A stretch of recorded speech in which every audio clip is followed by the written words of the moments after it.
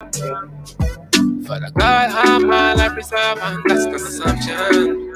That is not an assumption. They come from me, I come from. Them they know when me start up. Them only know when me there. Them only know about the success, but them don't know about the failure. Them only know all my life before God when me fall on my knees on a regular. And them they know how me be personally, all they know what me post up on my cellular. Boy, I had hard days. I'm here for thank God for my bad days. I'm here for thank God for the struggle and the hustle make me broke up on myself and my bad ways. So me are growing out the grace of the Lord as me getting bigger. I mean don't worry about the victory cause him are the winner. And when we walking through the valley of the shadow, we already had the table in a day with a chicken in the family I come from. But God have my life preserved and that's no assumption. That is not an assumption. Look how far me I come from. Father God, how my life preserved, and that's no assumption. Yes. A pleasant good night, everyone. Welcome to Youth Energy Fridays. Come from, come from, come from. It's always a blessing to be in the house and a blessing to be here, and we're here to just elevate the name of Jesus Christ. And once again, as always, the final Friday of the month, we have Interschool Christian Fellowship, and they are here with us, and they're here to do great things, to talk about some really interesting topics. And it's really a blessing to see how the young people, they mobilize and they move themselves together to put into this program, because it's something I think that they find they understand the passion about it, and they understand the impact of something like this, and they are always prepared. So yes, we are here, Youth Energy Fridays. We are here with ISCF, and soon we're going to get right into the topic. As you can see, mental health and self-care. Mental health and self-care. This is the topic for today. Assumption. Fire me.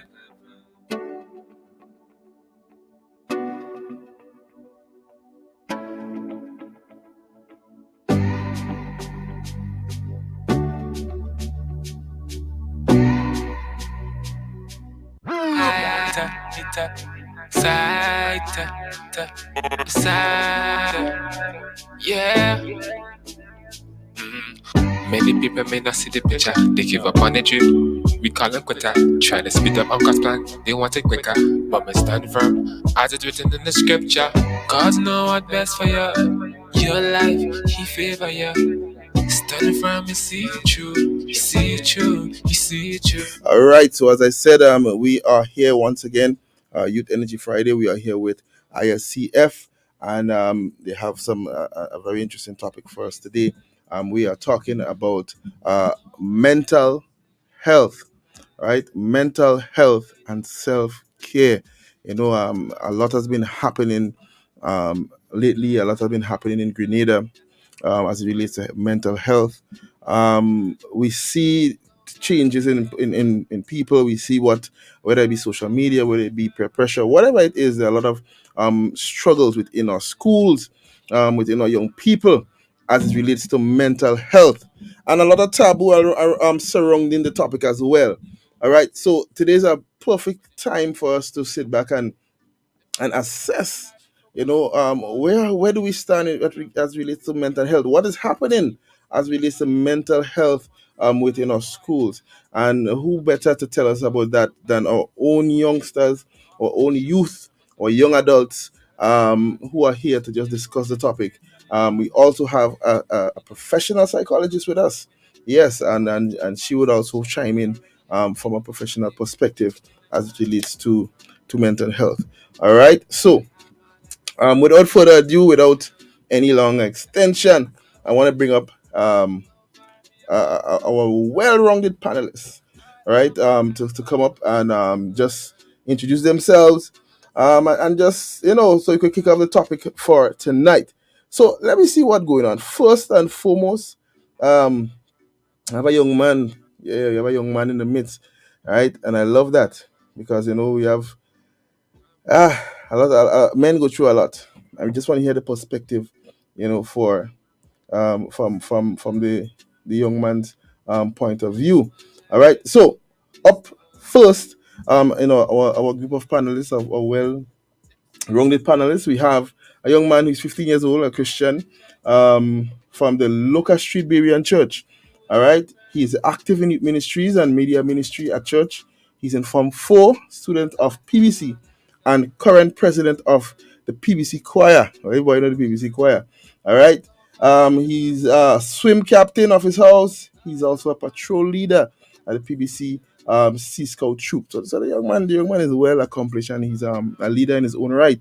Right, he's a swimmer, debater, singer, and environmental advocate. So we just like to welcome on stage brother Zakar Coffee. All right, as he come up, how are you doing, my brother? I'm doing fine. I'm doing fine. And yourself? Are we hearing you? Are we not hearing you at all? At all? At all? At all? At all? We're not hearing you. So work with your audio.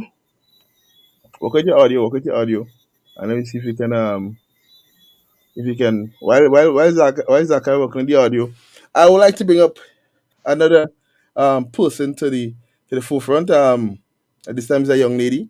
All right. She's 19 years old. She have a heart for Christ and for youth all over the world. And her desire is that we know what we are truly called to be, and that we are truly called and loved by the one and only Christ Jesus. So I welcome up on stage my sister Abby Primus. All right. Abby, how are you? Let me just make sure your mic working. You're hearing us. We're hearing Hi, you. All right. good night. Good Um. night. Are you hearing me? Good night. All right. So, and that is me, boy. Yeah, probably me, but I'm not hearing audio. Can you Yeah, it hear was me? me. Yeah, it was me, man. It was me. It was me. It was me. Sorry, I apologize. I was mingling with the wrong thing. Yes. So let me start off with Zaka. Zaka, I hear you now. So it was me, man. Everybody else was hearing you. I wasn't hearing you. So Zaka, tell me about yourself before we bring up our other panelists and just say goodnight to the people. All right. All right. All right. Well, good night, everyone. My name is Sakar Kofi. I attend the Presentation Brothers College. I am 15. I'm a swimmer. I love to debate. Hi. A little psychologist myself, I call it, because I'm very interested when it comes to, my young people, my generation on a whole, and how they think. I understand both ways. So, yeah, very good Definitely. at that. Thank you very much. Thank you very much. Abby, Hi, hello, hello, hello. nice to meet you. Well, as you said, my name is Abby Primus. I'm 19 years old. I have just finished my tenure at the TAMCC College, and I've studied natural sciences. I love sciences. I love people. I love experiencing the joy of conversation. And I am a worship leader at my church in Lucas Street New Testament Church of God, where my mom is the pastor, and I sing with my sisters, and I love traveling with my Oh, leaders. excellent. Excellent, excellent. Thank you very much. So we're moving on. I want to welcome on stage another young lady. And her phrase, her passionate phrase is, whatever you do, do it as heartily as to the Lord and not unto man. And that's her philosophy and her mantra in life. She loves spoken word. She does spoken word poetry. She's a worshiper, a singer, a dancer. Most importantly, she's a child of God and a servant who loves and desires to serve in any capacity or ability, and able and do it with zeal as unto God. She's also a past graduate of the Queen's School and the Belmont Academy, and she aims to launch out and do as much as she can for God. So let me welcome on stage Beyonce Pringle as she comes up and join the squad. Beyonce, how are you doing today? Good night, good evening, everyone. I'm doing good so far. We're I'm good to good. have you. Good to have you here with us. All right, A definitely pleasure. a pleasure and a blessing. And finally, we have a young lady in our midst. All right, well, she's well known in it. She's well known in the circles. All right. She's a practicing counseling psychologist, a follower of Christ. She's passionate about healthy relationships and committed to mental health in Grenada. All right. And I know she's no stranger to Hope 103.1. So let us welcome up on stage our sister Kelly. How are you doing? Kelly Ann Purser Wilkinson. Good night. How are you doing tonight? Hi, good night. Good night, everyone. It is exciting to be here tonight to share some thoughts, have some conversations with some of the young minds, and to hear um, what are some of the things you're experiencing, and what are some of your views on mental health? Um, I'm not going to say my age. You keep on quiet. You keep on. We'll keep it one quiet. Yeah. Yeah, But you. yeah, I'm no stranger to the Hoop FM family. So it's really exciting to be here with ISCF tonight. So yeah, looking forward to the conversation. Excellent, excellent. So we want to kick the conversation off. We're talking here mental health and self care.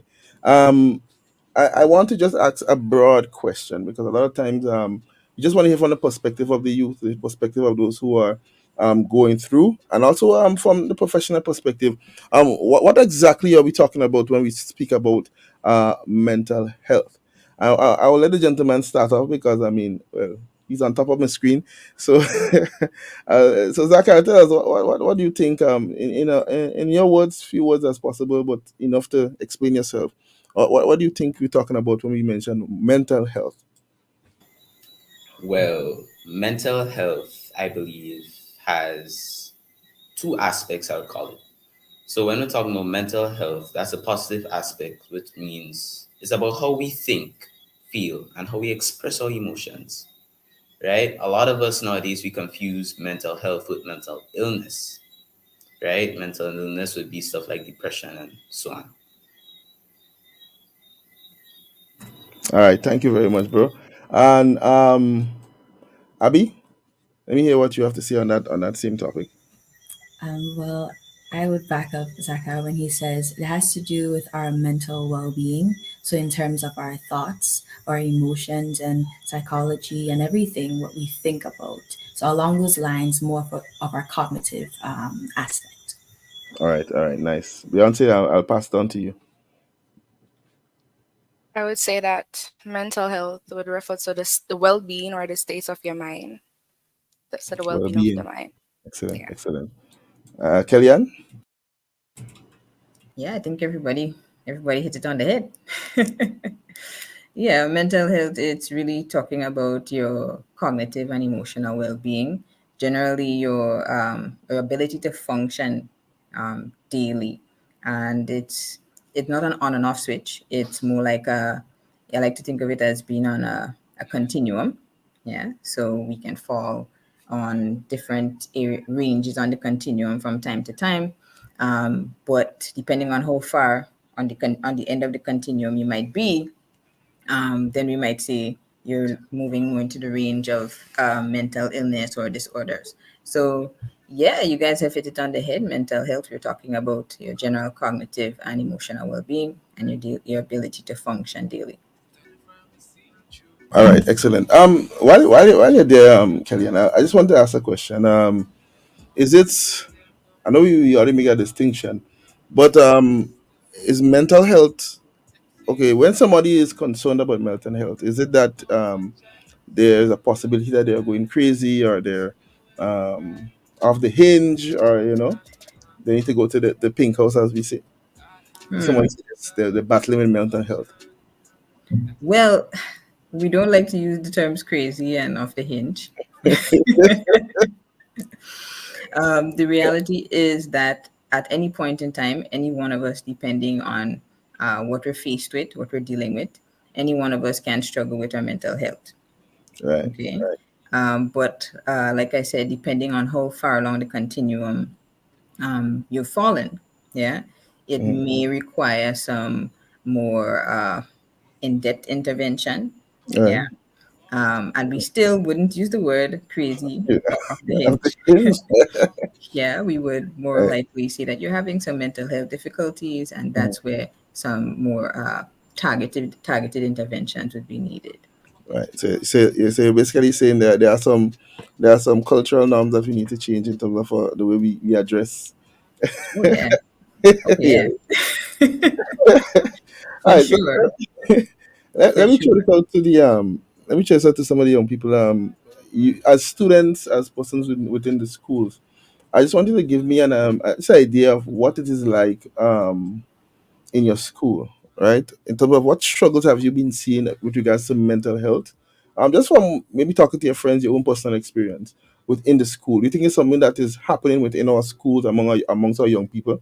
Because I may say that, and from my perspective, I mean, I'm young, but I'm not that young. But what do you think, based on your interaction with your friends and within your school? Do you think that that's something that is a battle that school children are going through? Abby, let me hear what you have to say. Most definitely. I believe it is a very hard topic and it's very prevalent. Well, I just finished college, and as we were rounding up our studies, especially in the science department, well, all departments, but Right. it's been heavily talked about. I'm stressed, so I'm feeling depressed. I can't do this today. These SBAs and all these things, the labs I have to write up. So it's a trend, I could say, and it's very much a buzzword in our school culture. Oh, So yes. oh, interesting, interesting, very interesting. Beyonce, what about your side? Well, I'm currently out school, but I could share the same thing that Abby suggested or stated, that it's a real thing. It's a real thing that students, young people my age, and maybe a little bit higher or a bit lower, they actually really face these different things. And yeah, yeah. It's happening. So, Zaka, is the same thing happening on your side as well? In terms of young people battling with mental health. Yes, I can see that as well. I agree with all ladies, depression, it's a serious thing. If not dealt with carefully, it can involve a very deadly path. Okay, all right. So let me throw this question out there for you all. When we talk about mental health, we have a part that talks about self care. How does self care factor into the whole issue of mental health and slash mental illness and slash mental wellness? What does self care come in? What is it about? Because I'm interested in knowing myself what exactly is self care. I'll ask Kelly on that first, and then we hear how it goes. All right. Well, self care, it can seem like it's a bit self explanatory, but you'll be surprised how many of us struggle with it. Yeah. Yeah, yeah. Self care really refers to, when we're talking about self care, we're just talking about what are you doing, right? Mm-hmm. Daily, right? What plans do you have, right? Regularly to care for yourself, to Okay. take care of your physical, mental, emotional, relational, spiritual needs. Right. Okay. We have to be very deliberate about self care. That's why it's a thing. Okay. Mm-hmm. And that just basically refers to, when you're talking about physical self-care, sometimes we get so caught up with uh, daily stuff, things that we're doing daily, school, Right. Mm-hmm. work, um, chores, all the weight of expectations. And sometimes we forget that the basic things, something as simple as eating healthy, something Right. as simple as exercising, something as simple as getting enough sleep, gets taken for granted. And if those things are not taken care of, then what tends to happen is it will affect your mental health. All right. So when Okay. we're talking about self-care, we're really talking about what are you deliberately doing to take care of your physical, mental, emotional, relational, spiritual needs. So okay. So when I say what am I doing? So for instance, if I decide, well, um, tell my boss, boss, I ain't coming to work today. You know, the boss, I ain't coming to work today. I can't see. what what is so how can we balance self-care in a world where there are Hmm. so many demands on us? um Hmm. I want to do the self-care thing, but then I have work, I have school, I have to go there, I have to do this thing, the pressure Hmm. for deadlines and all these things. So how can we find that balance? I mean, maybe you tell Well, us, and then if anybody else want to add something, they can also add in. Just jump in at any time. okay. Well, in an ideal world, we would all be able to say, "Boss, I'm taking a self-care day today." Right? In an ideal I world, do all, but yeah. yeah, but we know, and in school, we'd be able to say, It's teach, okay. principal, I'm taking a Yeah. self-care day today, right? I'm How feeling a it's bit working. down. I'm feeling a bit stressed. I need a day. But we know it doesn't work like that. Right. Okay. Um, So in a world where these parameters, these things are not there, we have to be deliberate in setting up um, um, opportunities for us to do that. Right, right. Yeah. And the important thing about self care, especially as Christians, um, self care doesn't mean that self is central. Mm-hmm, Okay. Sometimes we mess that up and we think that, hey, self care means that me, I comes first all the time, mm-hmm. right? Right. Self care doesn't mean that self is centered to everything. And Mm-hmm. so school has to take a backseat, family, God, everybody has to take a backseat to myself, right? Right. It's something that has to be a part of your life, but it cannot be central Center, because then self care becomes self centeredness. right. Because that would have been my second question. How does Yeah. that differ from pride? Ah, Um, how can yeah. that how is something like that? How can you walk that line without reaching to the point where it's like, um, I'm just about me right now. I'm just taking care of me, and it's all about me. It's all about myself, Hmm. and and avoid becoming that proud person of and under the guise of self care, right? Yeah. Because we can use a lot of these terms and mask them for other things that we really want to actually do. So Oh, yeah. that's a good thing. Anybody else just want to add in on that? You can just unmute your mic and I find Abby look like she want to say something. Um, yes, because you said it was a very heavy one that is trending now, and I've seen it after COVID in 2020 coming forward, especially on Instagram. Like everybody hashtag their handle self care, self love, and most of the things is them doing, I guess things that are good for them, but doing their nails, their hair, going on vacations, and it's Right. like, is this really Yeah. self? But I think practical ways that I have tried to implement it is like right now it's really hot, drinking water, Right. taking breaks from school, and just relaxing myself with music or going around people that I find comforting. So those are some Okay. practical ways I try. I like that. Practical ways. Is it self care to just sit down and eat a whole bucket of KFC in front of the TV for 10 hours? I mean, I'm taking care of myself, and I mean, because my question then will be, am I the one that set the parameters for what self care looks like to me, or is there some sort of standard when it relates to self care? So, for instance, let me say the person who likes to drink, they feel like, you know, getting high and feeling nice. I'm taking care of myself because I want to de-stress. I want to free up myself. So I want to drink. I get a little tipsy. I don't get too drunk, but I get, nice. And I'm taking care of myself. Is there a standard, or is everybody just free to determine what self care should look like to them? Um, That's a well, anybody? pretty good question. That's a pretty good question, but I want to, Takara, Beyonce, if you guys want to respond to that, that's totally fine. No? Can I take it?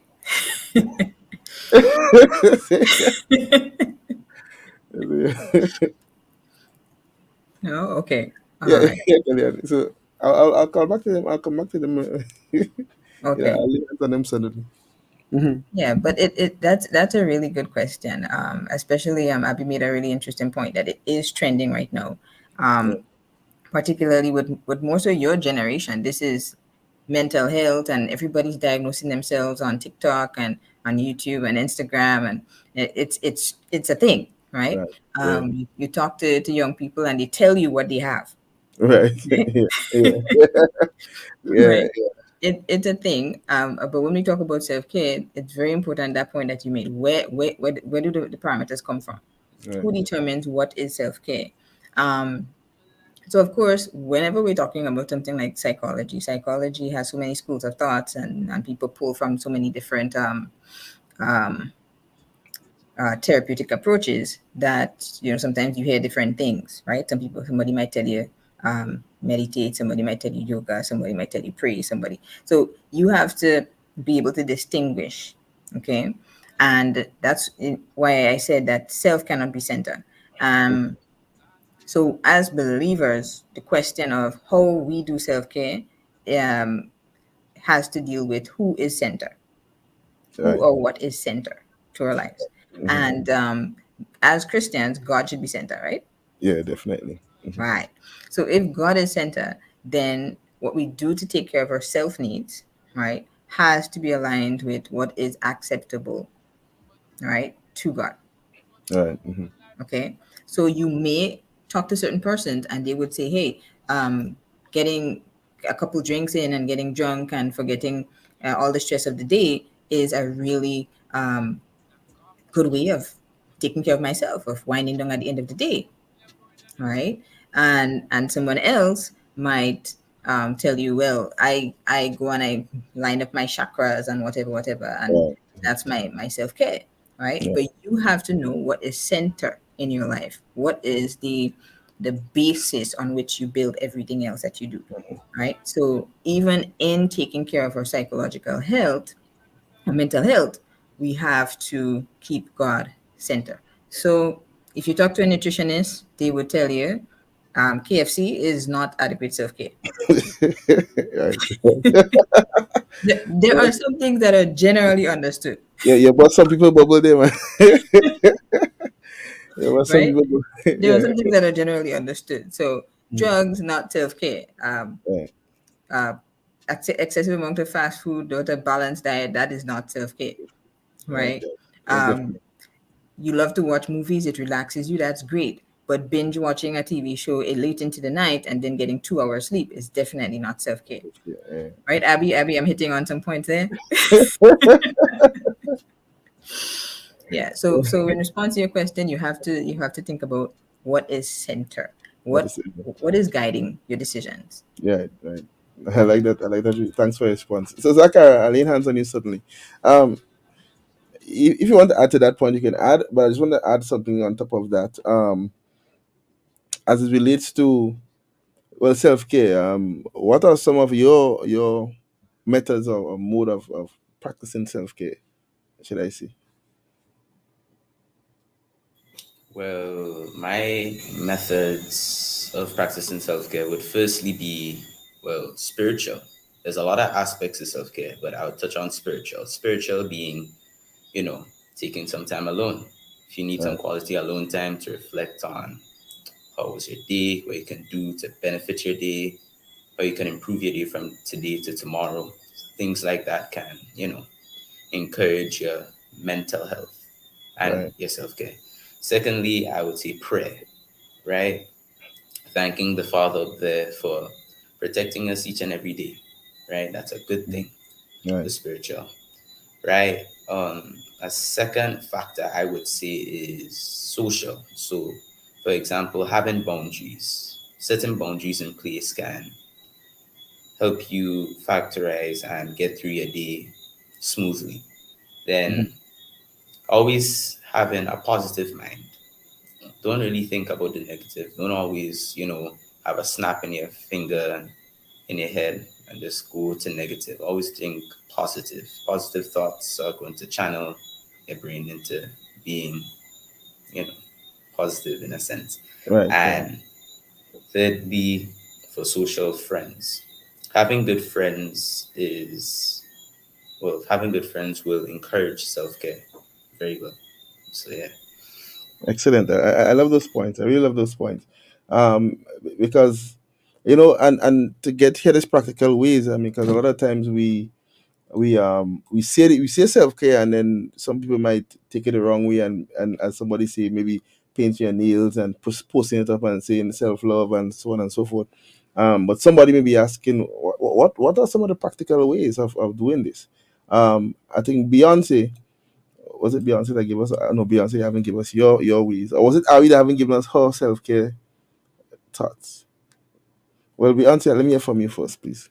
What are Okay. some of the ways? Hmm. Okay. So I first want to say that mental health, going back to what mental health is, and that mental health is kind of, I would say, it's varied, it's broad in a way, in that it can speak to not just you being stressed about school. It can fall back to a relationship, about how you deal with grief because it affects you mentally, allowing you to fall into a certain state. It can affect that's a broad area. So when you speak about self-care in this area now, you can speak to how do you care about yourself mentally? How do you cope with all of these things? How do you really take care of yourself when you're going through the stresses at school, when you're going through a betrayal, when you're going through grief, when you're going through All right, good. things? How do you really cope with that? And I think, as some have already suggested, that you pray about it. You take a day to really rest, because rest is so important. Rest is so important. I mean, going back to the Bible, Jesus rested. God rested on the seventh day, and Jesus himself told his disciples to come away and to rest. So, really, one way is to really rest about it. You can also All think right, about good. how what you feed your mind with. It may seem so what you feed your mind with. It's so important because sometimes what you feed your mind with, the music that you feed your mind with, it can plant certain seeds, cause you need to fall deeper into stress, deeper Mm-hmm.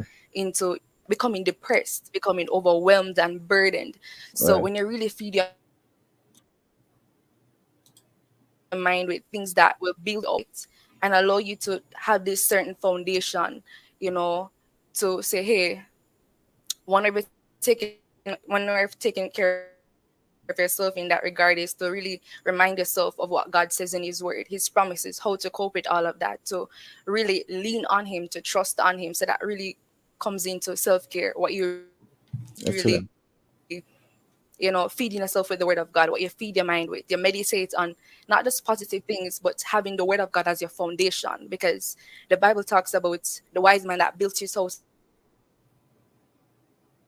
upon the rock, and man built his house upon the sand. It can speak to what you really feed your mind with. If you build yourself upon words, just encouraging words, or the thoughts of others or the opinions of others, it can can tear you down and make you really crumble. But really feeding your mind on the word of God, the promises of God, what God says about certain situations is a way, it can help to strengthen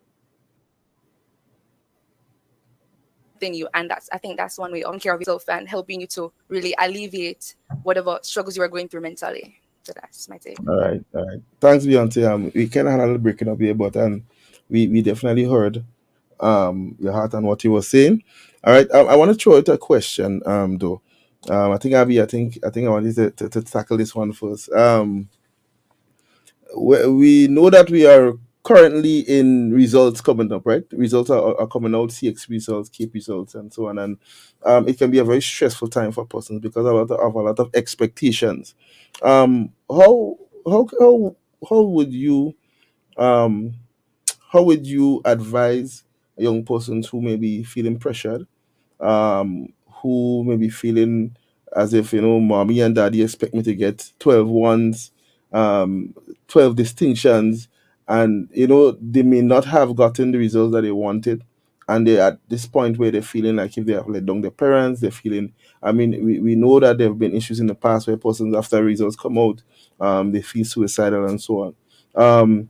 How would you, from a young person's perspective, advise, or just how will you deal with it, or if it was you going through that at this point in your life?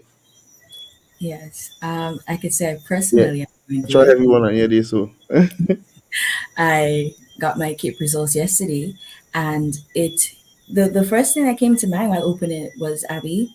I prepared myself firsthand. I was like, calm down. I was a little anxious, nervous. I'm like, okay, deep breaths, um, and I just remembered what I did for the year. For the past 2 years, I knew that I stayed up late. Whether I just remind myself, encourage myself, because whether the results good or not, I still have to open it. right, I think it's just allowing yourself to know that you're focusing on your lane. And I had to understand, when I understood that I was not competing against my peers or competing against people, the competition became very much, I guess, less. And I was like, okay, God, you are the place I'm going towards. So I just want to do my best in that area. So right, definitely try to focus on yourself. right. Okay, okay. Zachary, let me hear you, and then Kelly, and I'll let you jump in here. Well, according to what I'll just be proper, Miss Abby, because I don't really know the age. According to what she said, just focus on yourself, really.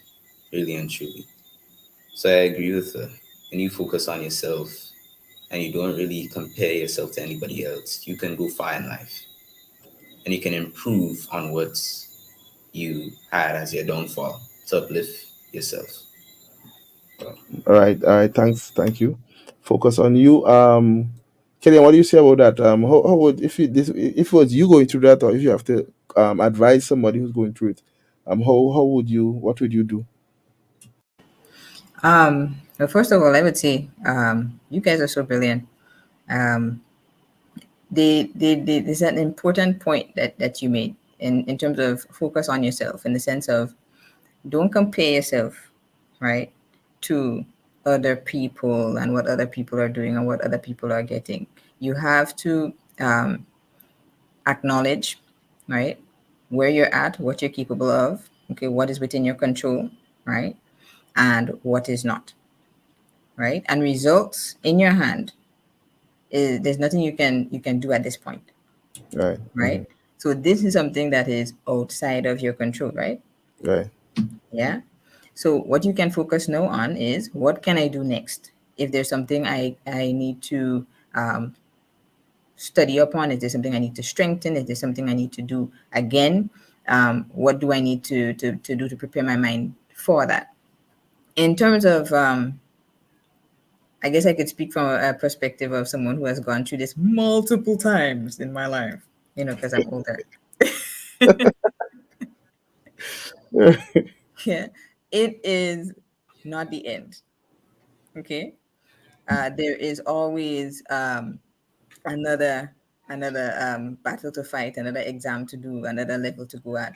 And when you're in the moment, it can feel like this is it and this is all there is, right? Yeah. But life continues, life goes on, and you would get other opportunities to build on what you have learned in this moment.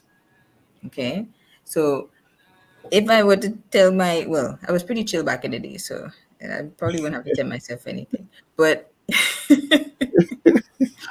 yeah, just relax and focus Yeah. on what is within your control. Okay. Um, Everything has a lesson to it. Okay. Whether there's a win or a loss, there is something that we can learn. We take that and we go with it. And we understand that what's in the past, we can't obsess about it. There's nothing we can do to change it. That's Yeah. out of our control. Right. Mhm. It's what we have now, where we're at right now in the present. Okay. And the future, well, we don't really have the future either, because it's always like a chicken on a string. What we have now. That was what we have now. And Running it exactly. Yeah, go ahead. no, Sorry. no, that's it. And I would just like to say, yeah, you have to just let your future outgo your past. In the sense of, I look back. I remember I was preparing my CV a couple of months ago or so. I was preparing my CV, or updating my CV, and I look back and I was like, I can't even see my CXC results. My CXC results, they're not is not even on my CV, right? And probably some of y'all probably in time CC, or you're just finishing secondary school and you're like, why? How is that possible? Because when you move on and you start doing other things, you go to university, or you you do other courses, and this CXC things become so so minute. All right. At this point in time, yes, it's important. It's huge now. Yeah, but when you move on and you start doing other things, it's like you don't even bother putting it on your CV anymore. And it's just to say, do not let this point in time define you. Whether it's very good your grades, or it's very not what you expected. Don't let it define who you are.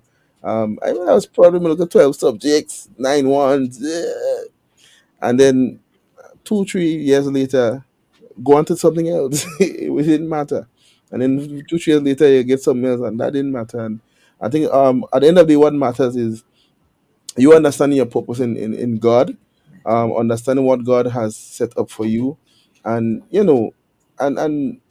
and somebody saying in the comment section, sometimes our parents, they give so much of unrealistic expectations for the children, and they force them into a corner, and we really need to as parents have that mindset that, listen, you live your life, and and don't try to live out your life in your children. Let them do the best they can, and encourage them just to continue to push forward. And that's so Yes. important. The whole idea of parents.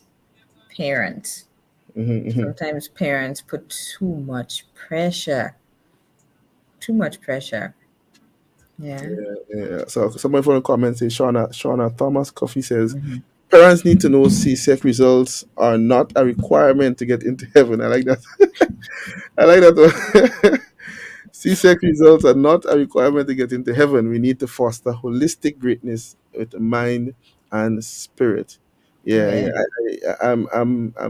I'm in total agreement with that because we take the children and we bash this thing into their head.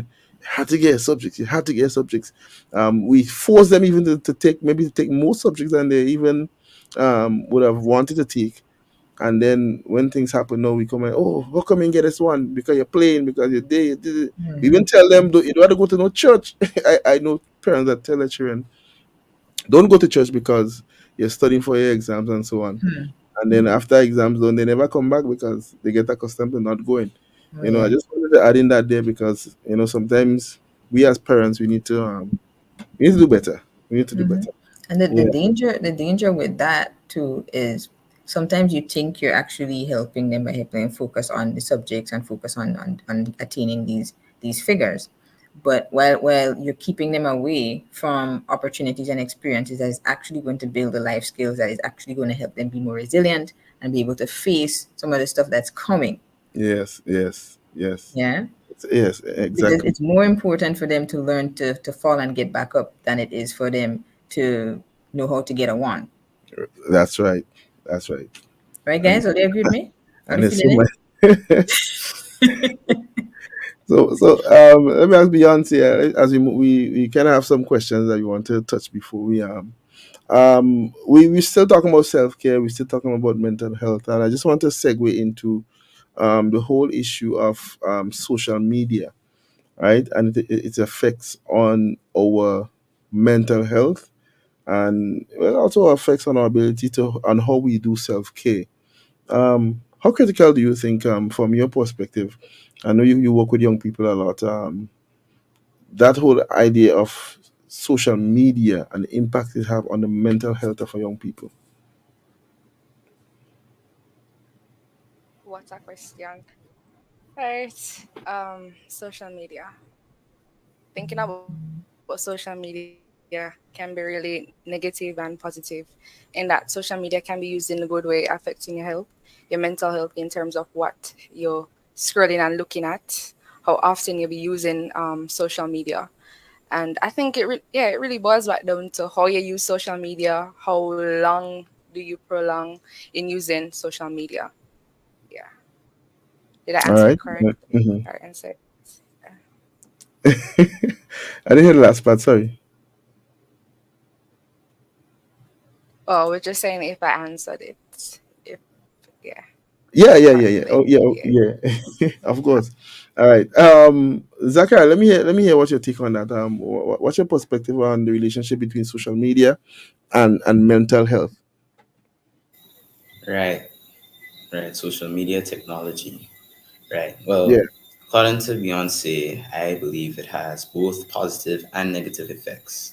Depending on the activity, well, you or the person engages in online, it can foster great mental health. So Yeah. when we say positive and negative, so um, what would we consider negative effect of social media in term on your mental health? Well, the negative effect being stuff you're not supposed to be watching. Hmm. I would say, from a perspective, right? Right.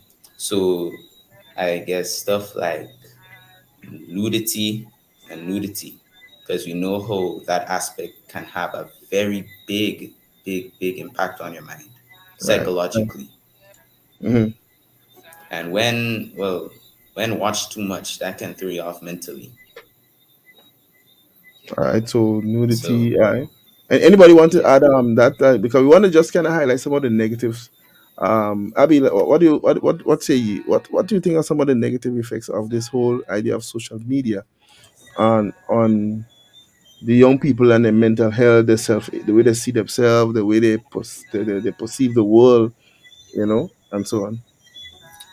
Well, if I'm being very transparent, I realized that it became a problem to me that when I checked my time on my phone, my screen time was 6 hours plus, and I was like, okay, Abby, we need to change this.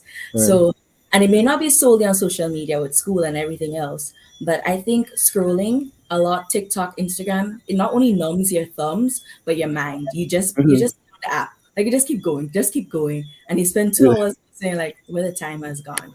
So definitely health effects as your eyes, but mentally you just become numb to a lot of things. Sometimes you even hear your mother calling you and she did right there. So I mean you become numb to a lot of stuff and the Right. hours you spend on it. And I was gone.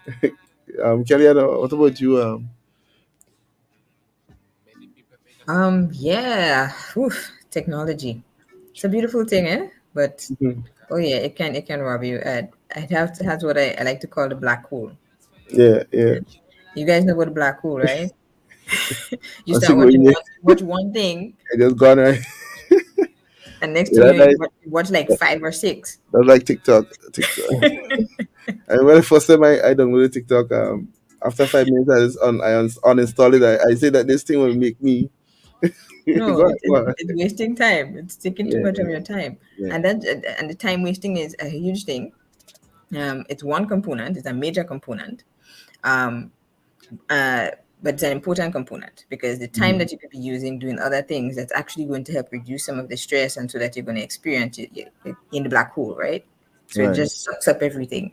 Um, but another thing that I would like to raise in terms of the negative aspects of social media technology, social media in particular, is that it provides us with an opportunity to create personas, yeah, that can mask who we really are, Right. right? And then we then build these fickle relationships and connections with people Hmm. where it's not real, Right. Right. right? And it can actually lead us to feel isolated. Hmm. You're surrounded by all these people, all these followers, all of these friends. Everybody feels like they know you, but it's really a version of yourself that you've created, and you know that it isn't you. Yeah. Yeah. And that eventually leads you to feel isolated because then there's this pressure to live up to this persona that you've created, right? While you're struggling with your own personal identity issues. And that isolation can actually really affect your mental health. Yeah. I try. And Yeah. how do we cope with that though?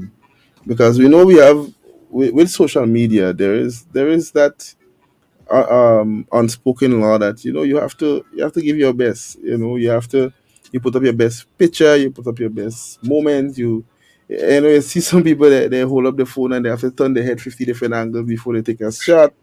Um, how does one deal with the pressure of having to use social media and live up to that standard of or to say, well, I want to post my post and not be worried about how many likes I get, how many hearts I get, how many reposts, and how many comments I get. Um, Mm.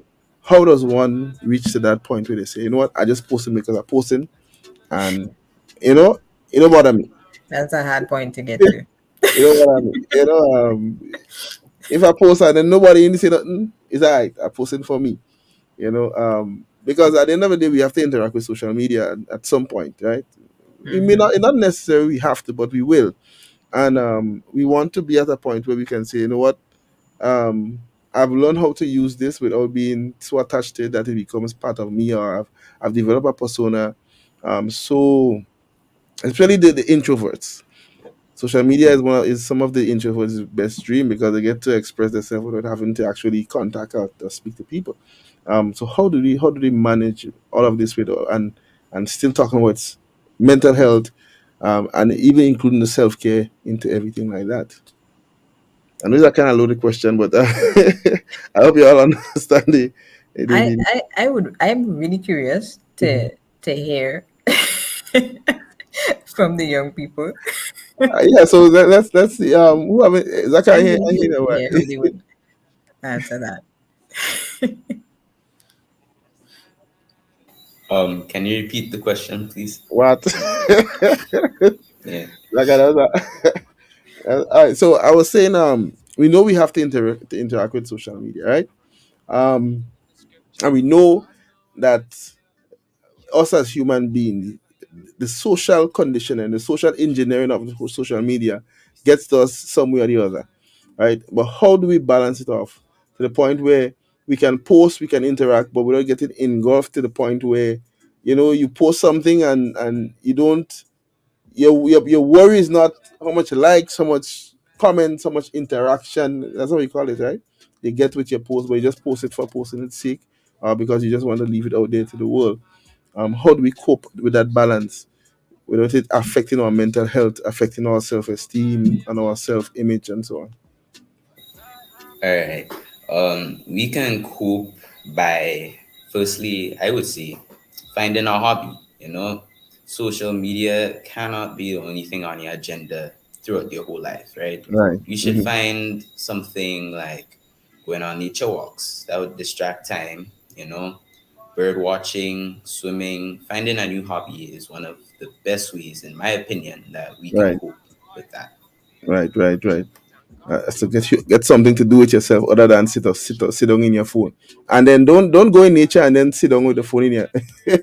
They're going for walks and they're down in the phone. I mean, you're defeating the purpose. I'm going for a walk just so that you can find the perfect spot to take a selfie to post up and say, you're going for a walk. I mean, let me hear what you have to say though. Oh my gosh. Well, I think I always ask myself, and recently I started doing it. When I go to post something, especially a picture, I would say, am I posting to inform, to boast, or posting sake? So I have these three things I have in my mind. If I'm Right. posting to inform, like if I am like sharing school stuff or whatever, I may not expect a reply. So I set up myself.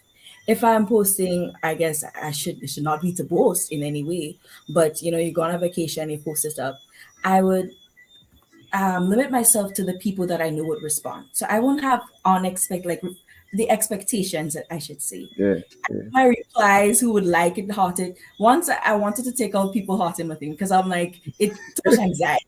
So as Miss Kelly said, I don't know when we will reach that place where we're not bothered by it. Hmm. But I've really tried to manage my expectations and not Right. overestimate people for me. Right. Right. Right. Because even and Facebook always and WhatsApp and all these social media, they always put these things where you have to be able to you can check how much likes and why do you think they do that? Yeah. Even with a little WhatsApp status. You had to pull down and you had to still click on the eye to see how much people watch your stuff. You understand? Why they always have to put us in a position where we have to get that you have to get that feedback. It's Yeah, designed specifically with that purpose in mind. it is. It It is. is, and that's why it's something that I don't. It's not something that we could just get out of, right? I was actually reading some research on this whole thing, and there's a. It's not coming to me the exact word or theory, but the whole idea is the same principle that is used in playing video games. Yeah, is the whole idea of achievements, points, numbers. Our brain just likes to see that stuff. Right, right. Mm-hmm. Yeah.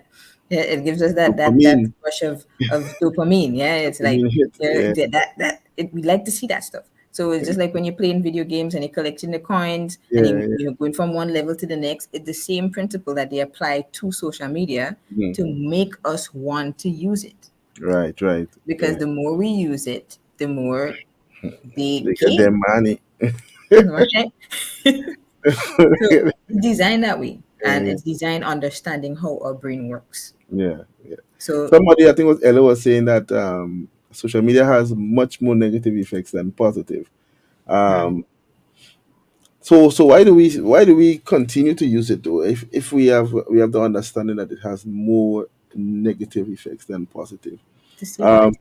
It's is a it that temp- we is it that we play, are we playing Russian roulette with our mental health, knowing that this thing we going into it, they have a lot of negative effects, but yet we still going at it because we want to see the little the positives.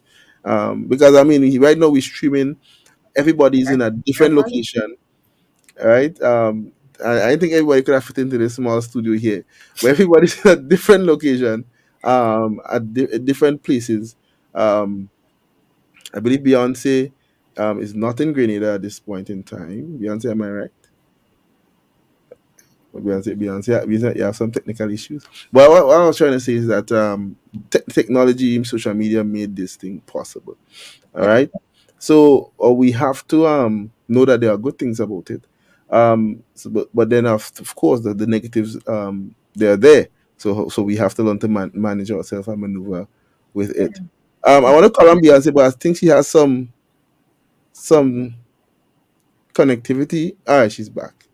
Well, Beyonce, I'm seeing you kind of dancing in the picture. I don't know if you're Can hearing you hear? me. I'm hearing you, but a little bit broken. But Yeah, go I'm ahead. hearing you. Can Go you? ahead. Okay. Could you repeat the question though? Right. Right. So I just wanted you to add in on the same issue of um well, we can segue into the whole issue of social media having this negative effects and the positive effects. And if we believe that knowing that there are a lot of negative effects, should we take the risk of our mental health, and how do we maneuver it? Knowing that yeah, this thing could capture me and it could affect me, but I need to use it still. So how do we maneuver that conundrum that we call it of social media? Okay. All right. So I'll say that I guess you can know the purpose. Can you hear me? Okay, good. Okay, so I Yeah, we guess you hear you. can Sorry. just know the purpose of why you're using social media, because I can testify that sometimes I fall into the trap of how I use social media and it's affecting me. Sometimes I just find myself I'm just aimlessly scrolling for hours, and I can say it affects me here and there. But I guess knowing the purpose of why I use social media, and just having this self awareness of knowing who you are, that even if you go on social media and you see certain persons looking a certain way, you just know in yourself that I'm unique, so I don't need to be looking like somebody on the internet, or I'm unique, so I don't need to be doing what they're doing on the internet and stuff like that. All right, all right. Let me ask a question though. I'm throwing it out for everybody here. I was talking to a group of persons recently. I think it was Saturday, and they were talking about there have been a wave of, not a wave. Oh gosh, I won't say a wave. There've been at least two or three suicides in Grenada for the year. All right, and we were talking about, and somebody stood up and said, "But I never thought this person would have done that because she's so happy." And she's always posting and she's always smiling and always doing these exciting posts on the net, right? But unfortunately, the young lady took her own life. How then are we to be able to reach out and help persons who may be going through mental illness, or maybe battling with mental health or mental illness, maybe suicidal or so, and but there's no way in this new era of social media, there may be no way of you actually knowing what's going on, because everybody puts on their best once they press send. Once they go live, once they put on their best, right? Generally, how can we now reach out and connect to people who may be going through a lot in the background, but their social media face looks happy, looks jolly, looks interesting? I know it's a hard question to really um, answer, but do we have any ideas from our young, brilliant minds of how can we connect to these people, and not just wait until something happened and say, "Well, they were so happy on their post was so positive. How can they be going through this battle?" Well, Can I go? I would think. Well, Beyonce up still, so Okay. So I'll say one thing. Don't judge anybody. Don't discriminate or put barriers, or what would you say? Just like saying that, oh, this person good, that person don't good. Check on everybody. Check on everybody. So Just don't judge anybody. Just check on everybody. Ensure that the person's in your circle or even not in your circle. Check to see if they're okay because you just never know. So yeah. Right, right. Check on everybody. Check on everybody. I'll be here in a while. What do you think? What are your suggestions for something like that? I know you agree because I saw you shaking your head, but you have anything to add to it? Um, I think I was speaking to someone once, and they told me most times we may not have the answer because I see all of us a little bit stumbling, but especially, and she was making reference to depression, that instead of trying to pull them out, maybe sit beside them, take a ladder, kind of go down in their hole, and make sure that you're present for them. Because most times I believe the core of each of us is to be loved and to be seen and to know that you're acknowledged and that someone cares about you. So, as Beyonce was saying, the checking up. I just want you to know that I'm here and that whatever you need, whether you open up, I'm not forcing them. I try not to push and say, tell me what's going on. Like, don't prod. Just relax, sit beside them, and just let them know that your presence is enough there. So definitely that. Right. So the checking up. We say check up on people, but what checkup are you talking about? Send them a WhatsApp saying, "Hey, bro, what's up?"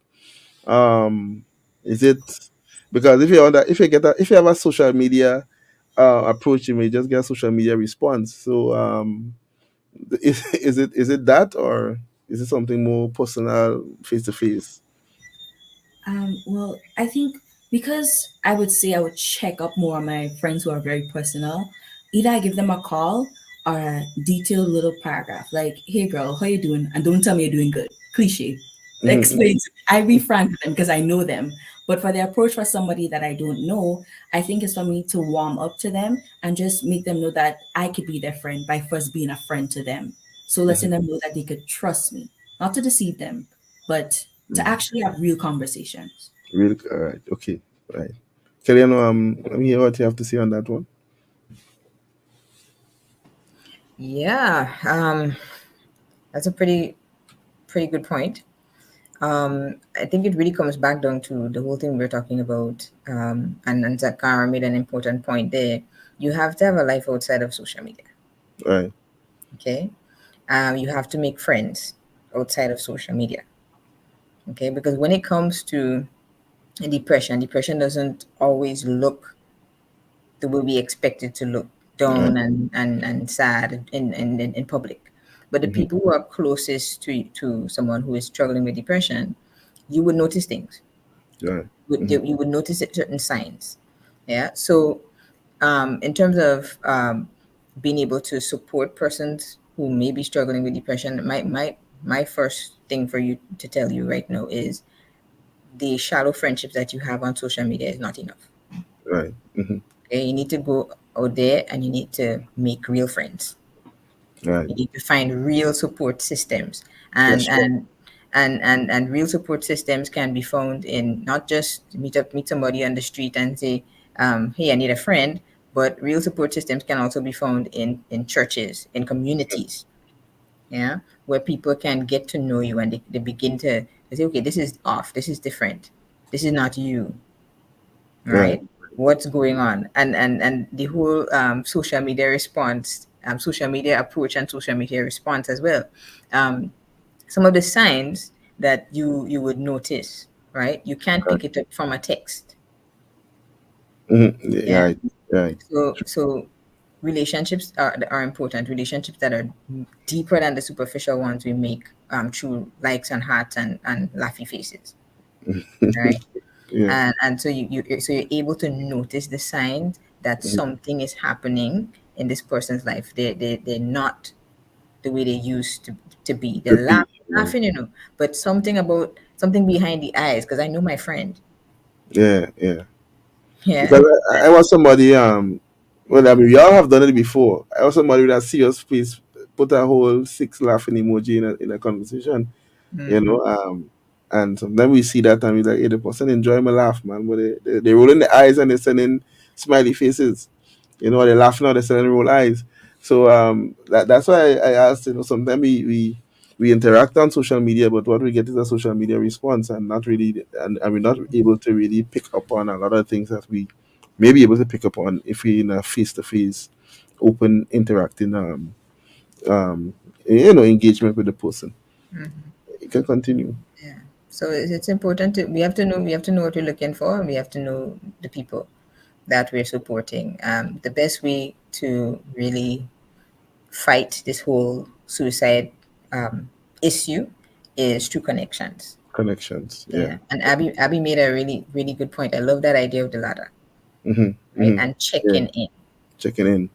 hey, Um. and leaving the door open to say, hey, okay, you don't want to talk about it now, but I'm here, I'm here. Right. and Right. I'm not here to judge you. I'm not here to make you feel uncomfortable. I'm not here to attack you. I'm just here to listen. Right. Yeah. But we also have to be prepared that when we're listening, we have to also be prepared to take action on what we hear sometimes. Right. Okay. Mhm. Sounds good. Sounds good. Take action on what you hear. One more question before we kind of wrap it up. This is a very interesting question. As relates to we're talking about suicide and so on. Well, depression. But we want to know: is stress the same as depression? Is someone feeling stressed out? Is that the same as someone being depressed? Um, Kellyanne, you can start, and then I'll just pass it on to any other the other panelists. So you're talking about stress and depression. All right. You sure you want me to start, or you all don't want to? Have these I, occur? let me start first, and then I'll take you after because I want them to see what Kelly said. All right, so I'll start with Zachary first. Yes, yes. Stress is a major cause of depression, I would say, Hmm. right? And the other way around would be depression is a psychological disorder that can be caused by stress. Right. Hmm. Yeah, that's what I would say. Right. Right. Right. Abby. Yes, I had to look it up when I when I had heard the question just to make sure. But depression, I know it's more tending with sadness and everything. So I had probed. It must be aggravated by stress. Hmm. So So they kind of have that kind of interlinkage. yeah, it's like a waterfall from there go down. All right. All right. Beyonce is back with us. She had a little connection issues. Let me see if I can get her. Okay, I'm seeing her down here, but not seeing her. Oh, no, no, no! I think I moved her. All right, so Kelly, let me hear if you can tackle that first, please. Right. Yeah, go Abby with those beautiful imagery, the waterfall, the ladder. Yes, yeah, yeah. Yeah. But yeah, yeah, you guys pretty much hit it. Um, difference between stress and depression. So stress is a very normal part of life, right? We all experience stress. If you don't have stress, you wouldn't be sitting here right now. How many of you had a little stress coming online? All right, right. So stress is a part of life. Stress is just that is that physiological tension that we feel when we're faced with challenges, we're faced with a Right, new situation, we're faced with, you know, um, time, we're late for school, stress, right? right. Hmm. So we have good stress, we have bad stress. Hmm. Um, so yes, you have the stress that you need to get things done. So you Abby knows she has the program tonight, so she went and did her research, right? Right. Stress made you do that. Right? But at the same time, that stress that we call good stress that motivates us, that pushes us, that energizes us, that same stress can turn into bad stress, Hmm. where it's there for a prolonged period of time and it's just building up and it's building up and that tension is just getting tighter and tighter and tighter and the tension is so much now you start getting headaches, now your stomach is Right, hurting, your chest is hurting, your skin is breaking out, okay, and you can get depressed, right, right? So the difference between stress and depression, Abby talked about the waterfall effect. So you start up here, stress is normal, it's expected, it's a part of right, life, but then you may not be using enough self care. You may not be very aware of what's happening in your life, and before you know, you tumble down the waterfall and you're swimming down mm, there, and all kind of things are happening to you. You're having somatic symptoms, so your body is doing things, or you're having mental health issues, you're having mm, panic attacks, you're not sleeping well, you're having anxiety, you're having depression. Depression now is Well, an output. It could be an output of stress, or it could be just a disorder, right? Right. And sometimes too, we, um, as Abby talked about the trending mental health. Everybody, you're feeling down today and you're depressed. Hmm. Hmm. Yeah. But when we're talking about depression clinically, we're talking about not just sadness. Right. Okay, sadness is part of it. Sadness is a healthy emotion that you're expected to feel in times of grief, loss, suffering, unexpected events. You're supposed to feel sad. That's okay, Right. right? But depression happens. We might we call it, you're clinically depressed when it's 2 weeks and you're experiencing 2 weeks is going and you're experiencing consistent, persistent symptoms of depression. So you're having trouble sleeping. You're not motivated to do the things you used to do. You don't want to bathe. You don't want to see your friends. You don't food just can't go down. Yeah. Yeah. You're you're having thoughts about hurting yourself, Right. right? That is when you're depressed. Yeah. And that's the difference between stress and depression. When you're stressed, you can engage in activities to reduce that stress and keep you from tumbling down the waterfall. Hmm. When you're depressed, you're going to need somebody to pull a ladder down Wrong and in. Right. Right. So let me ask a question. I think I'll throw it on for Zaka first. Um, and I think that that will be a nice one to kind of wrap up this in some sorts. What are some of the ways that we can really identify, someone can identify when they need to focus on their mental health? We talk about a lot tonight, but somebody may be wondering, am I taking care of my mental health? Is everything okay? You know, you can go to the doctor and you have a cough, so you know it's time to go and check and see if you have a cold. You feel something on your chest, you know, you feel your head out in you, so you know something wrong. So what are some of the symptoms that um, you can look for to really know whether or not you may be having some challenge with your mental health, and or you lacking self-care? Right. One symptom or challenge is that you're tired, right? You're tired of everything that's surrounding you, what's happening, right? The suggested thing is to take a break, take a rest from all the stress, let it release into the atmosphere, right? Another thing I would say is a symptom is not really being sociable around your peers, around people your age, right? Being antisocial, right? Right, I would right, say that that's another symptom, right? Talking to your right. friends and family, I would say, I would suggest that that would solve that problem. Mhm. All right.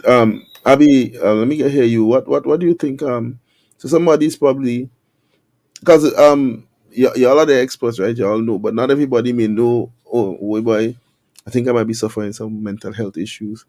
Um, I don't know if that even a, a question to ask, but how can somebody know that they, you know what? I think I need to talk to somebody. I think I may be having some issues with my mental health. Yes, well, I'll be personal again. I think when I first experienced, I guess, anxiety attack, my chest was tightening and everything.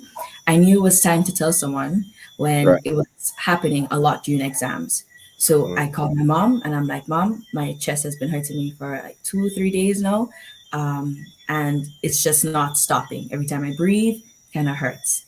Or if I'm constantly thinking, that I won't make it, I'm gonna fail this, or people don't like me, all these things, the trends, the negative thoughts, the constantly, every time. Because it's okay to have a negative thought, it's all right, but constantly. So I'll say those two. Those two things. All right. Beyonce, I see your backup. You have a little technical difficulties, but you're with us. Thanks for keep coming back on despite the technical. I was just asking. Someone may be trying to kind of understand whether or not they're going through some mental health issues. What are some of the signs you're talking about, whether it be physical, whether it be mental, whether it be whatever, emotional, where somebody will kind of know that it's time for me to kind of check up on myself mentally, or talk to somebody, or see someone. Okay. So I would probably share that maybe it can start with isolation. You isolating yourself, going away from people, instead of going to someone that can help you to go through what you're going through. And I think it can show in other ways in that I guess it can go back to what Abby says, the consistency, thinking negatively consistently, and just having this sense of this burden, you know, and it's not going away, or I don't, yeah, I would say that. And dealing with it, knowing that there's hope, knowing that it can get better. This is not the end. So knowing that there's hope. All right, all right, all right. Kelly, what say you? Yeah, I'll just add to what everyone said because we on the ball. Yeah. Um, the the same principle of when we talked about what is mental health, we talked about cognitive and emotional and functionality. Yeah. You have to know, okay, you have to be aware of what are the thoughts that's the running dialogue going through your head. Okay. Be aware of what is that indicating to you. Are these healthy thoughts? Are these effective thoughts? Are these thoughts God honoring thoughts? Okay. You have to look at the emotional aspect as well. What are the emotions you're consistently dealing with? Am I consistently sad? Am I consistently anxious? Am I consistently angry? Yeah. Right, right, But the best determiner that something is going on is behavior, functionality. Okay, because right, everybody could see behavior, right? right. Most if they're paying attention, right? Yeah, yeah, And we could also notice when we're engaging in activities or behaviors that just not us, right? That's indicating that something is wrong. So strange behaviors, or so oversleeping, overeating, not eating at all, snapping at people, having these outbursts, not being able to function at school, not being able to focus. Those are all indications that you may be going through something, you may be having some mental health issues, and you need to talk to somebody and explore what is going on, what that is, before it escalates into something more. So pay attention to the narrative, the thoughts that are running through your head, the running dialogue in your head. What are you telling yourself, right? How are you interpreting what's happening around you? Pay attention to the emotions that you're consistently feeling, and pay attention to what you're doing, whether you're able to function daily. If you're not able to function, then you need to get help. right, Okay. right. Nice, nice. Thank you very. Hey, I just realized. I just realized. She popped off again. All right. We have to pray that we continue to get some proper internet connection so that persons, won't have the struggle of trying to stay on. So finally, I just wanted us to before we just run it off, just let me hear from each of you. Somebody's out there, they heard all these things. They've going through some stuff right now. They've heard the program, and you just want to leave some final nugget with them as it relates to self care and their mental health. Zaka, what would you tell somebody out there who wants to know what should I do now? I think I need to prioritize this thing. I think I need to start thinking about my mental health and taking care of myself. Just tell them what do they need to do now. Well, I would tell them get help. If you're noticing any symptoms or anything, get help, especially for males nowadays, because we males tend to, just have our problems and stuff them in a box, keep them compacted, right? We don't like to speak, right? But I would encourage you to just, open the box. Let those feelings fly out at somebody you trust, Yeah. and get help. Yeah, that's what I would say.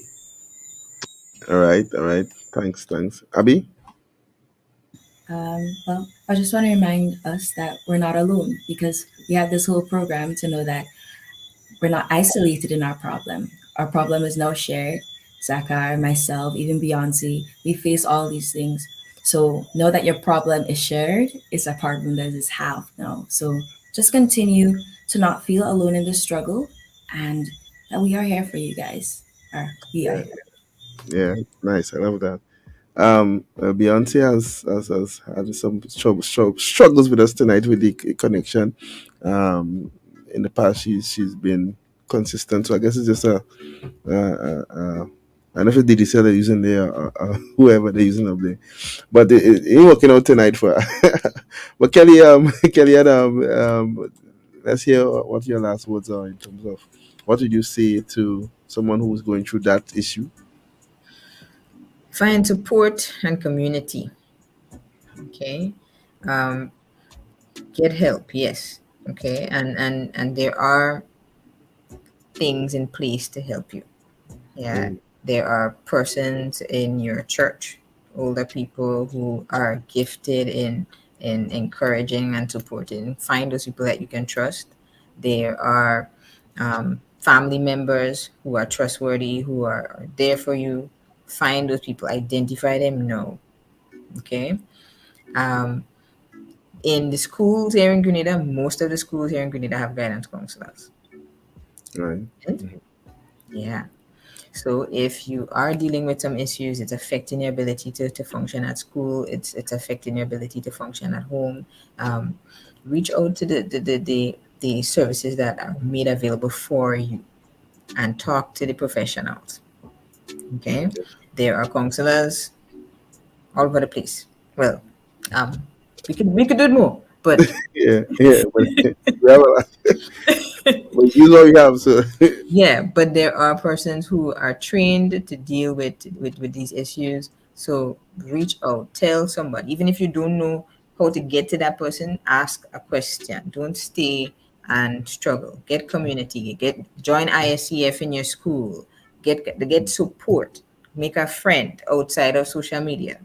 Okay, and yeah, that's the so best. let me while you say that, I'm just want to ask you something. Are there any places where you know there's schools and the guidance counselor? Are there any places in outside of the school where a person can walk in and say I need some help?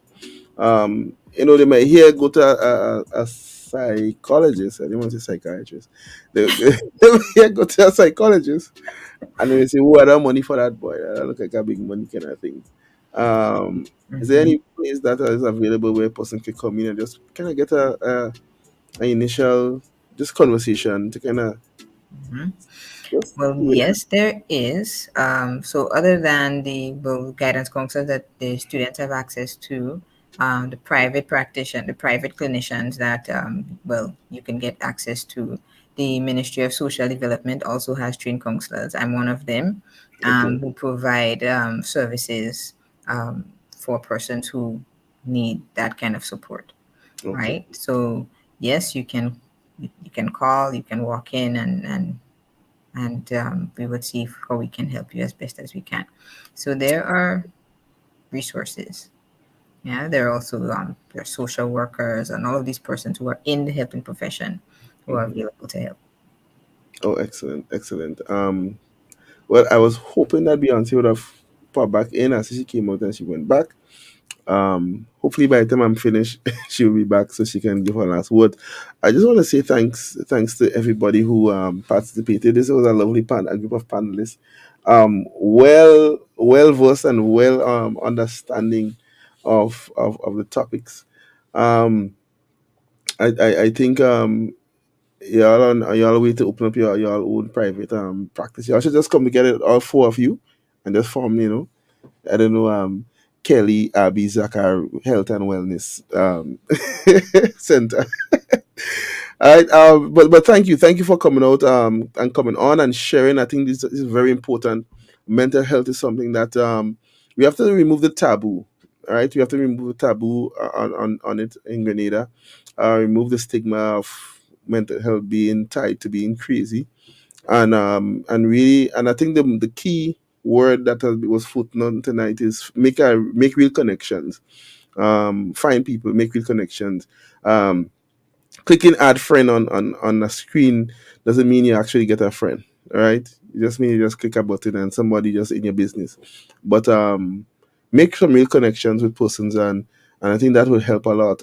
Just today I was looking at the news and it was saying that due to the constant engagement with the screens, young people there are more young people with glasses and going blind than ever before.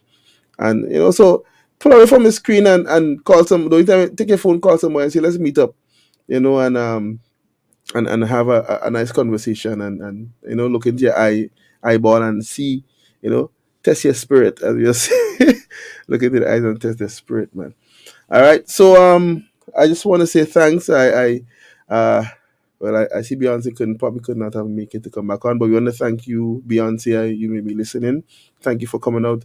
Thank you, Kelly, and thank you, Abby. Thank you, Zakar. I don't want this to be the last time. I think we have to kind of dive in even more to probably specific topics relating to mental health, mental illness, how to treat with it, some of the things that may be going on in the schools, and so on and so forth. But we'll leave that for next time. All right. I want to say big up to the comment section. They had they, they had a whole discussion going on there. I was trying to follow it back and I couldn't follow them. Big up to the comment section. Akisha, hello. Yeah.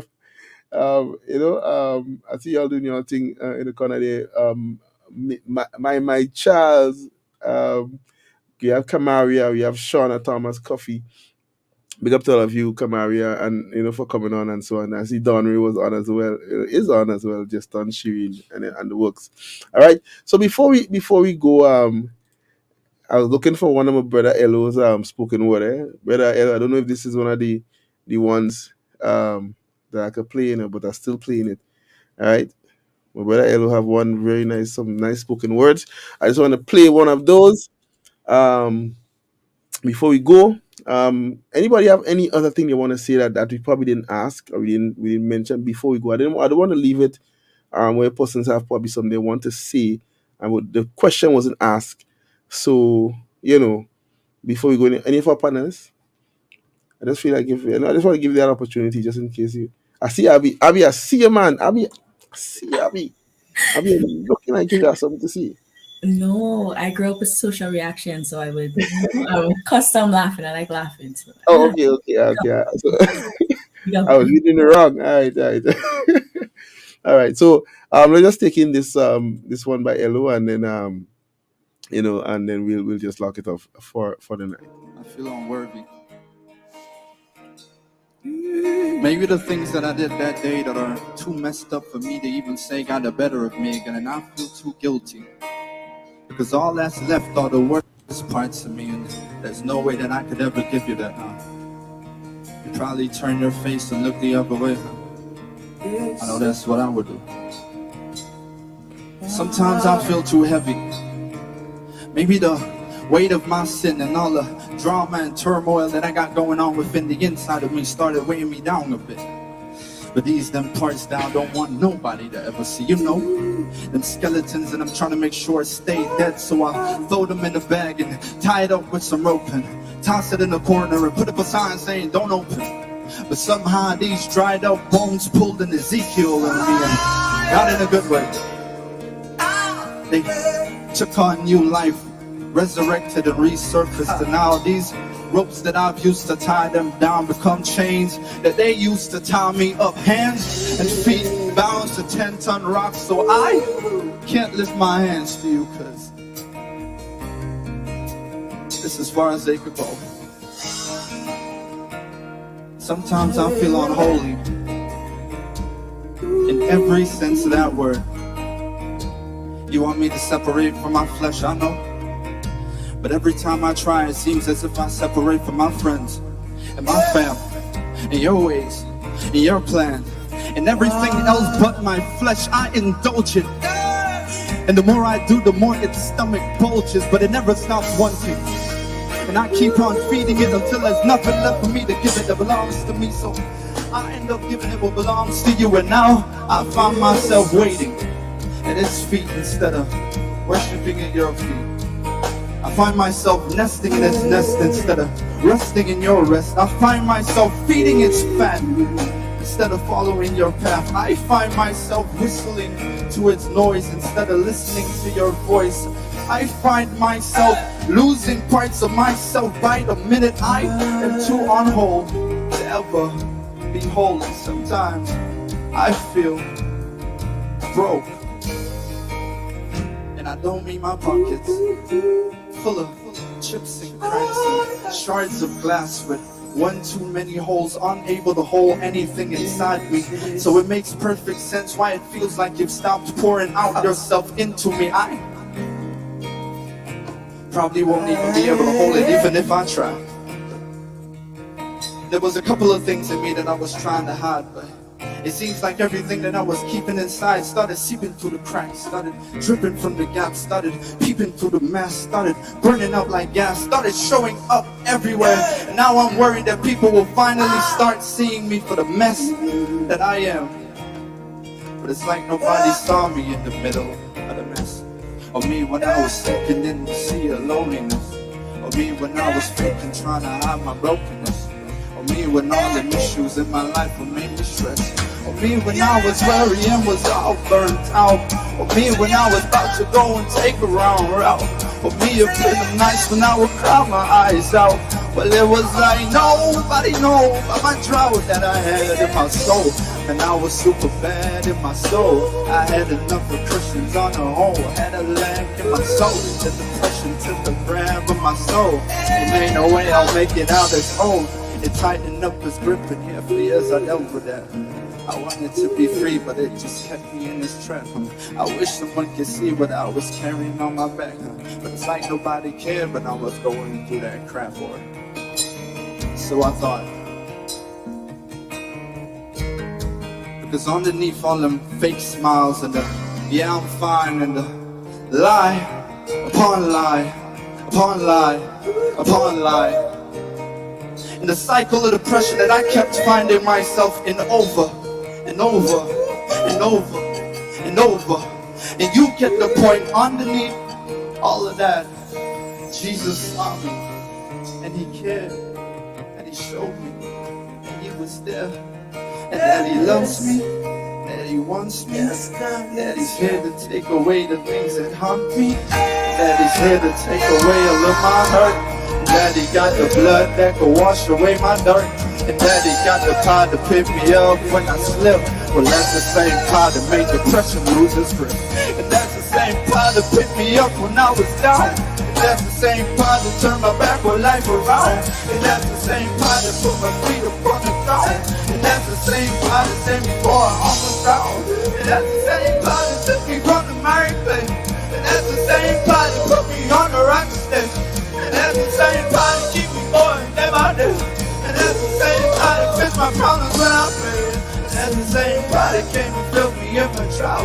And that's the same power that lived my life with no one out. And that's the same power that made me open up my mouth. And that's the same power and the reason that I shout.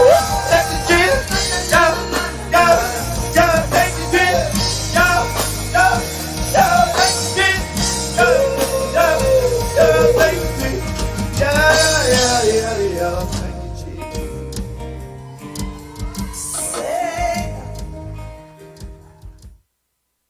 Yes, yes, yes. So that was my bro Elo doing it again. Thank you, Jesus. The power of God to really transform our mind. And I just want to just say as we close this off, don't forget to continue to support ISCF, Interschool Christian Fellowship. We are in all the secondary school and most of the secondary schools in Grenada, in TAMCC, in the form of the CCCF, the University of the St. George's University as well. And we just want to ask you to continue to support, continue to pray, continue to give, as these young people continue to spread the word of Jesus Christ throughout the schools. Just continue to let the word of God flow, and the best solution, I should say the only solution, when it comes to mental health, self-care, is a life that is centered in Christ. All right, a life that is centered in Christ. And when you start from there, you can spread out into so many different things. So once again, I just want to say thanks to everybody. Thank you to our panelists. Thank you, Kellyanne, Purcell Wilkinson, Abby Primus, Zachar Coffey. Thank you all for just signing on. just being a part of what we're doing here tonight. And as we continue to go forward, we just want to say that we want the young people, these students, whether you're in school, you just left school, you're a young adult, to know that we will continue to give you the space, all right, to come on here and to say what you have to say, to minister, to really let persons know what God is doing in your life, all right, and just continue to avail yourself to be used by God, all right. And well, we know Kellyanne, we know you you're one of us. you want to say right here at Hope 103.1. So thank you for taking the time to come out. And we know, well, Beyonce was on, but she couldn't come back on. Beyonce, we thank you as well. So this was Hope 103.1 FM, Youth Energy Fridays. Thank you, everyone, for being out. And, God bless you. Stay safe. We're going to run a little tune from my boy Foresight, and then we're locking it off for the night. So good night, everybody. Yeah. Foresight,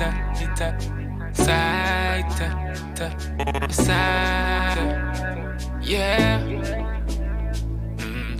Many people may not see the picture, they give up on the dream. We call them quitter, try to speed up Uncle's plan, they want it quicker, but me stand firm, as it's written in the scripture. God know what's best for you, your life, He favor you. Stand firm, you see it true, you see it true, you see it true. See the glory, but how much of them know the story, them see the smile. Try them see you when you cry.